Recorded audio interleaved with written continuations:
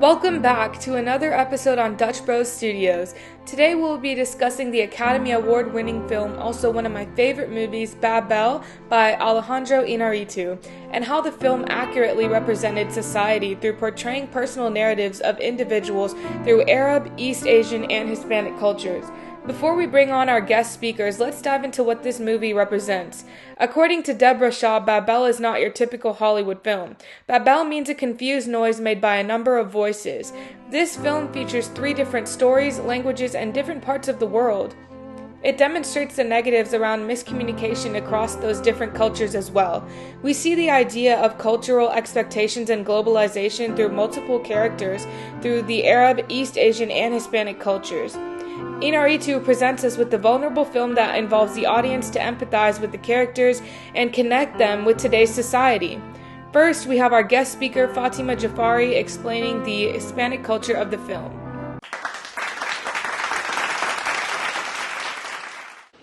Hello, everyone. Please welcome our first guest speaker, Fatima Jafari. Hello, thank you for having me.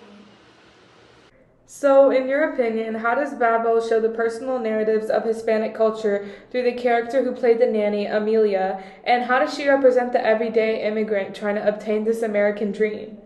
In Babel, we see multiple scenes that represent the everyday life of an immigrant trying to obtain the American dream. The nanny, Amelia, represented the reality of some undocumented Hispanics in America who struggle and live the paycheck-to-paycheck life.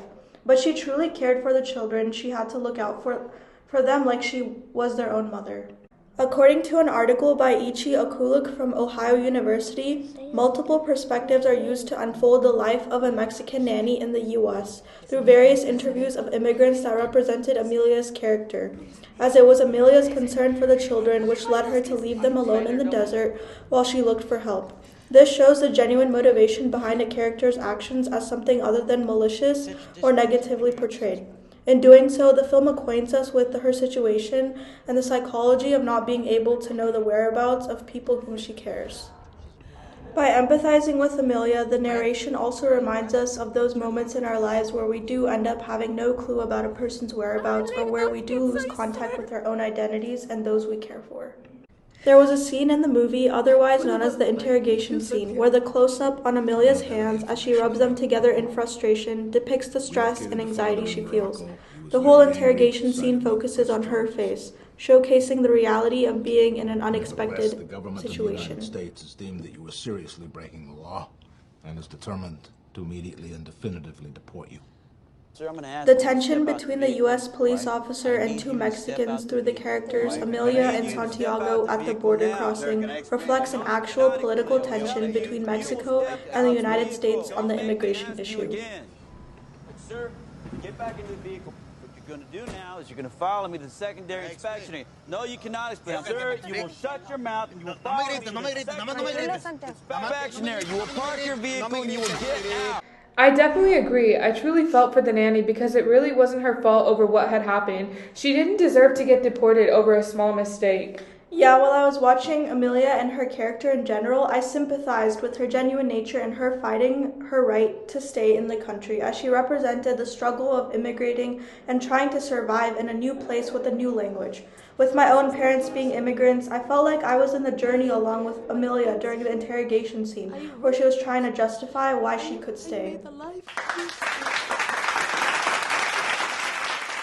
Hello everyone, please welcome our second guest speaker, Noor Han, who is going to talk about the Arab portrayal in the movie Babel. Hi, thanks for having me. So we had Fatima describe the Hispanic culture portrayal in Babel, but we also see elements of Arab Muslim portrayal on screen. What is your opinion on that? So in Babel, there was a lot of representation of the vulnerable humanity of the Moroccan Arabs. For example, in the film, it was shown that when the lady had been shot and brought to the Arab woman's home, the Arab woman started to calm her by reciting verses of the Quran to her. And the dua in particular she was reciting was one that is meant to protect the person from harm. Moreover, according to an article, Globalization and its Discontents by Richard Locke, the globalization of Babel revolved around narrating intimate and personal stories of a culture. Also, the two boys were just playing with one another, but when the accident arises and the gunshot is heard, they ran and hid like any other child would, showing the nature of children and their mistakes. But more importantly, we see good representation when we see the end of the movie. When the helicopter finally comes, Brad Pitt's character, Richard, goes to pay the Arab man that helped them, but the man would not take the money. He was helping them through his own kindness towards them, showing the culture of the Muslims and Arabs and the idea of gratitude. And although some scenes showed Arabs being uncivilized, I think the whole point of the movie was to expose those stereotypes themselves. Yeah, I feel as if there is a lot of stereotypes around Muslims nowadays, being deemed as violent and oppressed. I love the movie's depiction of Islam's beauty, showing gratitude and simply caring for others. Yes, as a Muslim myself, it was really nice to see subtle cultural exchange throughout the movie, which can limit our biases around groups of people like it did for Richard's wife, where in the beginning she was a little skeptical to receive help from them, but later on she realized that she is just as human as them. So please welcome our last speaker, Bria, who is going to be talking about the Asian deaf and mute culture in the movie Babel. Thanks for having me. So we saw the personal narrative of Arab and Hispanic culture, but there is another particular aspect of the film that I thought was very interesting. It was a Japanese girl, Chieko, who was also deaf and mute in the movie. I felt so much sympathy for her because she was just a girl trying to get validation from her father. Yeah, essentially Chieko portrayed this idea of finding herself again after her mother's death. She shows the concept of any teenager trying to cope with a loss through unhealthy ways such as drugs and boys. According to Globalization and Its Discontents by Richard Locke, Chieko is immersed in Japanese adolescent culture, yet isolated by her deaf-mute disability. She tries to distract herself from feeling isolated by doing drugs with unfamiliar groups of people and throwing herself at many men.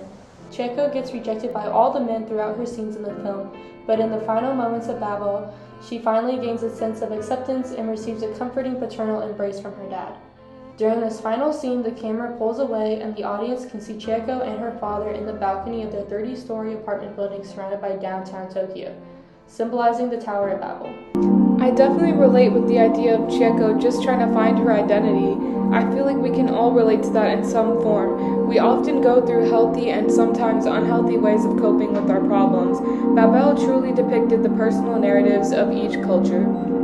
Thank you for listening in to our episode over the vulnerable film Babel and how it accurately represents society through portraying personal narratives of individuals through Arab, East Asian, and Hispanic cultures.